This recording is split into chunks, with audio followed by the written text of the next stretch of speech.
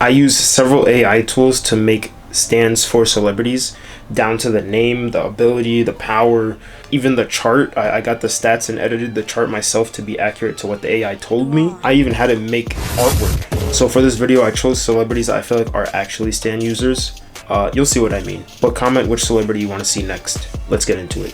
First up, we have Kanye West. You already know I had to include this man on the list. When I think of real life stand users, he's like the first person that pops into my head. Anyways, it gave him the stand name Stronger, and you can also see the artwork and the stats that it gave him as well here. This stand immediately made me think of Purple Haze because it just looks like a menace that bites ankles. Like if I saw this in the street, I would definitely be terrified. And what I thought was so funny was the fact AI made it so that it can only make sounds that are similar to a beat. So when this stand is beating you down and it's doing the stand barrage that all the other characters do, it's going to be literally making a beat on you. There's no aura. So yes, this stand is quite literally producing a beat while he beats your ass. And for the ability, it got element transmutation. So he can turn like flesh into a rock or even air into water. And I could definitely see this stand in like parts 4 or 5. And on top of that, this actually sounds like a real ability that Araki would come up with. Honestly, all of these do, so just stay tuned for the next one. Next up, we have Lil Uzi Vert. I mean, to me, this one is a no-brainer. Just look at his drip. I could easily tell that this man is the enemy stand user in real life if I saw him in a group of people in public. His stand name is Exo Torlife, and this is the artwork that AI gave me for it. I'm not gonna lie, I redid this one multiple times because it kept giving me like stands I feel like looked too close to a human being, but it wouldn't cooperate. This one, AI kind of missed on the artwork on this one, I'm not gonna lie. It's cool, but it's just not what I was really going for. But one thing I will give props to AI for on this one, it got the right amount of zest on this. You can't tell me that this fit isn't straight from JoJo's or any of these fits I put on the screen here. All of these look like actual JoJo outfits. Men in crop tops are just one of the many themes in JoJo's.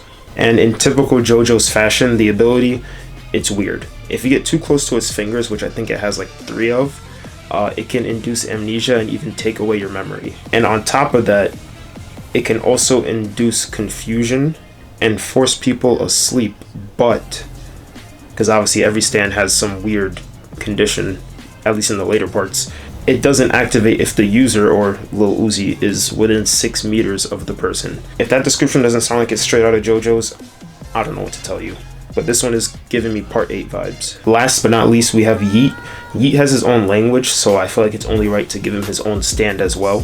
Stand name On The Line, and basically it's a long-range drone type of stand, which you can obviously see here. I actually really liked the artwork on this one, definitely one of my favorites. I'm just gonna read this description because it's a little, not confusing, but lengthy for no reason. Basically it's teleportation, but it would be a long-range stand that can basically swap the position of any 2 people or objects, but it has to touch the object and then tell it to swap, and Yeet would be able to switch himself with anyone or anything else.